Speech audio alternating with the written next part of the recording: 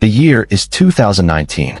A teenager from the small rural district of 9 Miles in Spanish Town, Jamaica, walks onto the biggest stage in music, clutching a Grammy Award.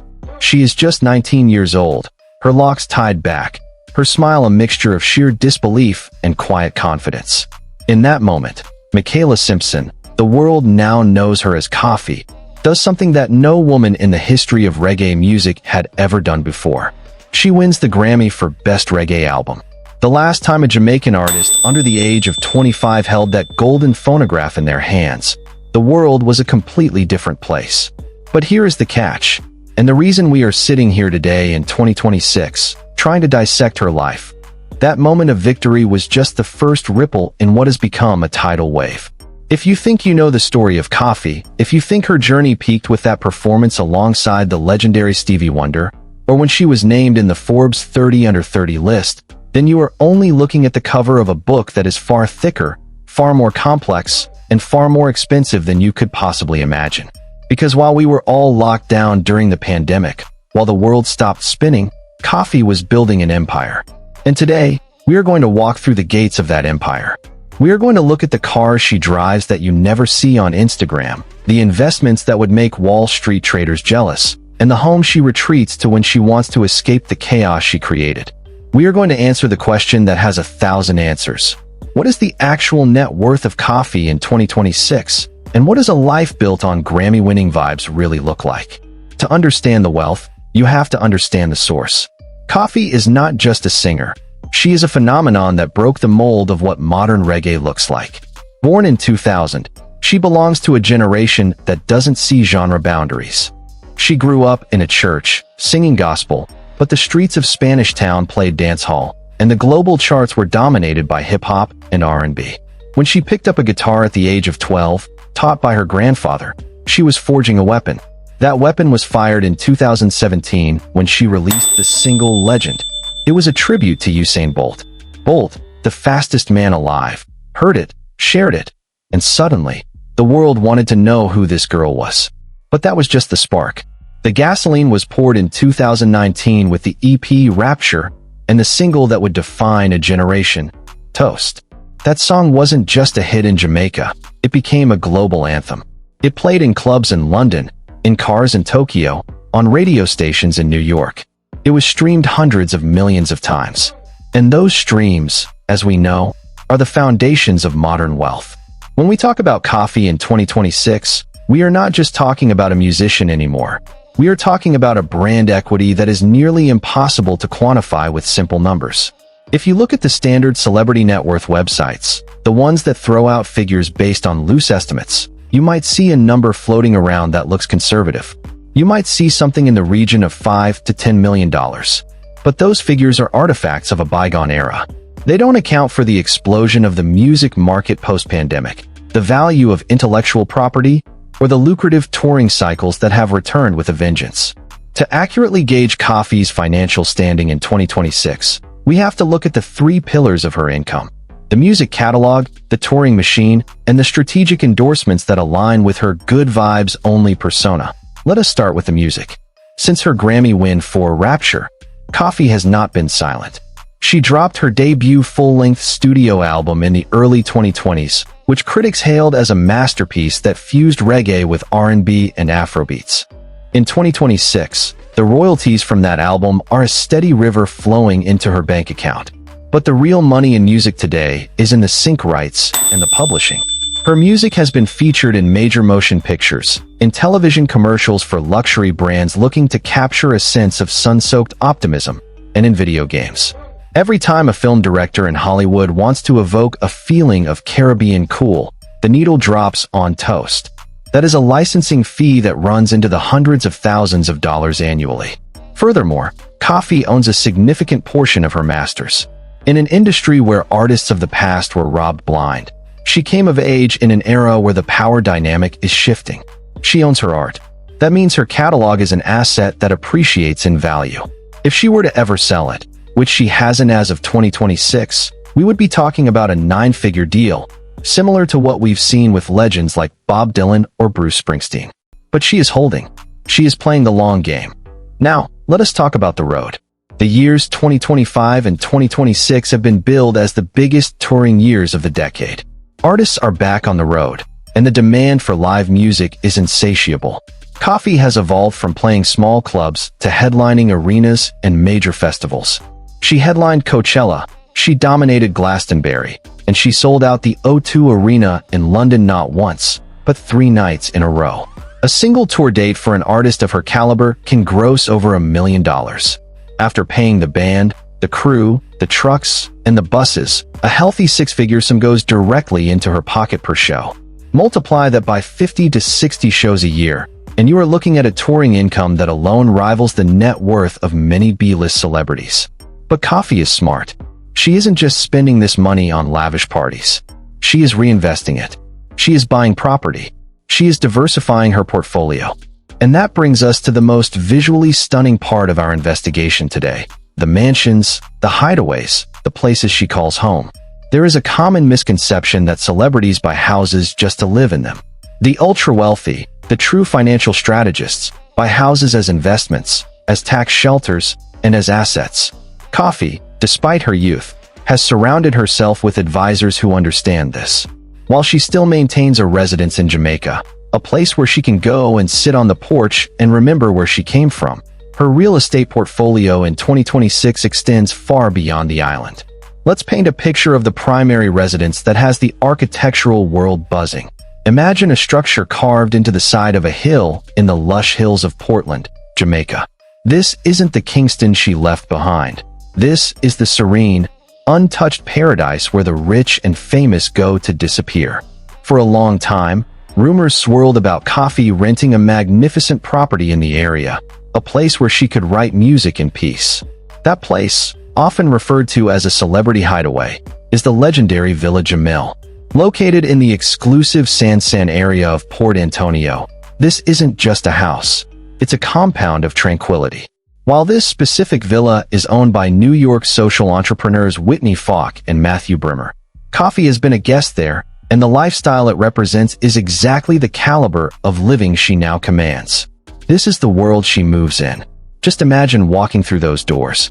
The villa is an immense 11,000 square feet, featuring Italian marble floors that feel cool under your feet, even on the hottest day. There are 6 en-suite bedrooms, a billiards room with its own wet bar, and a sauna, something you rarely see in Caribbean homes, which tells you that the people who stay here demand every luxury. Owning a home in Miami and renting villas in Portland is just the beginning. In 2026, Koffee is making headlines for her involvement in a luxury resort development in Tulum, Mexico. She has partnered with a major hospitality group to create a boutique hotel that emphasizes sustainability and reggae culture.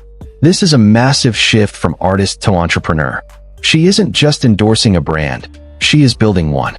The resort, set to open in late 2026, features a recording studio for visiting artists, a farm-to-table restaurant focusing on Jamaican-Mexican fusion cuisine, and a spa that uses traditional Jamaican healing remedies.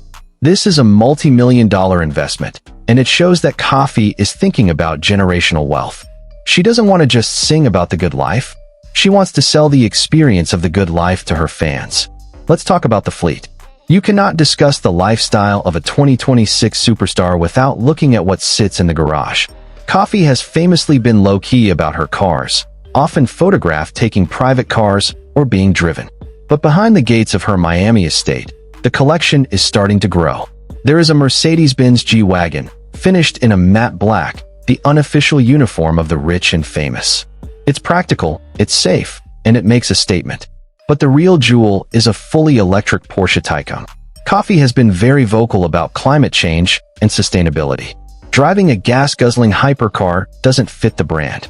The Taycan, with its silent speed and zero emissions, is the perfect vehicle for an artist who wants to move quickly but quietly. It also serves as a subtle flex. She can afford the best technology has to offer.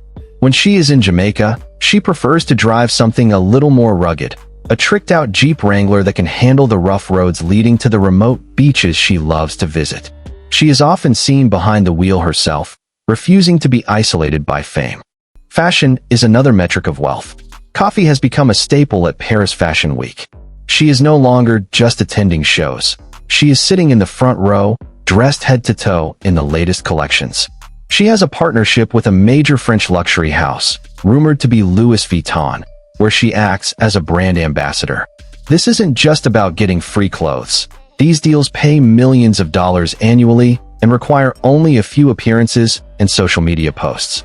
In 2026, her style has evolved from the tomboy streetwear of her youth to a sophisticated, androgynous elegance.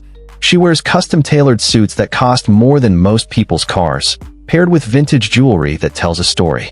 She has been spotted wearing rare Audemars Piguet watches, timepieces that can fetch prices upwards of $100,000 on the secondary market. This is the uniform of a CEO. The financial portfolio in 2026 is heavily weighted toward tech stocks and sustainable energy funds. Koffee has a team of financial advisors who manage her money with a conservative but forward-thinking approach. She has invested heavily in a Jamaican tech startup that is creating a streaming platform specifically for Caribbean content. She sees the gap in the market. Just as Netflix started with movies, this platform, called Vibes, aims to be the home for Caribbean film, music, and culture. She is the chairwoman and the face of the company. This is where the smart money is going. It's not just about earning.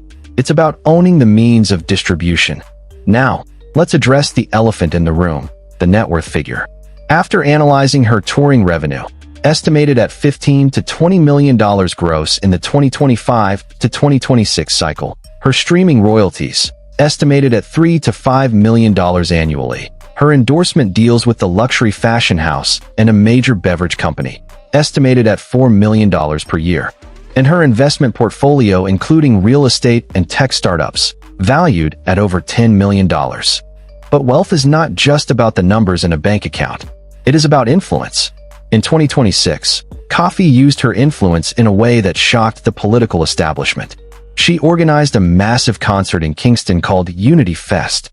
It was a free concert aimed at quelling the political gang violence that flares up in certain areas of the city. She didn't just donate money. She put her body on the line.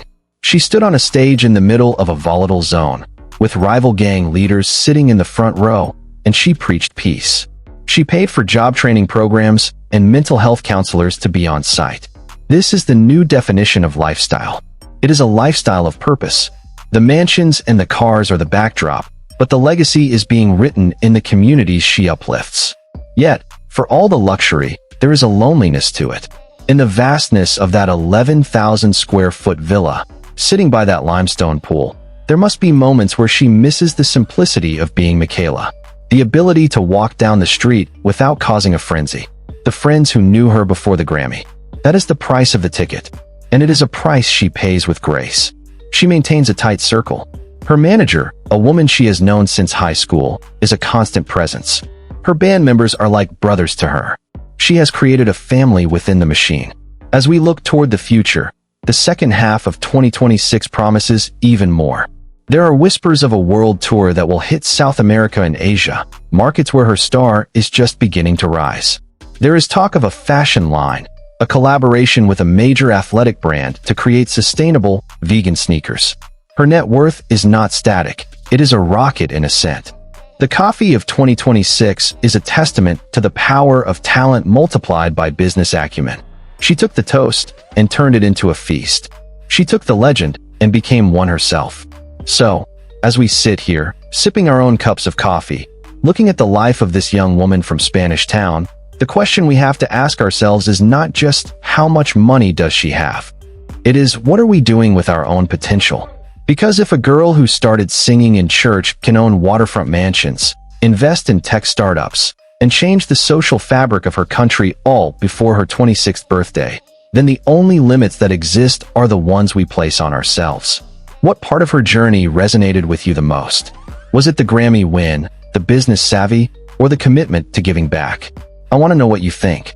I want you to look at the person sitting next to you, or text a friend right now, and ask them, could you walk away from the party to build the business? Because that is the Koffee effect. And until next time, keep building your own empire, one vibe at a time. The comment section is waiting for you. Let me know where you see Koffee in the next 5 years. I read every single comment.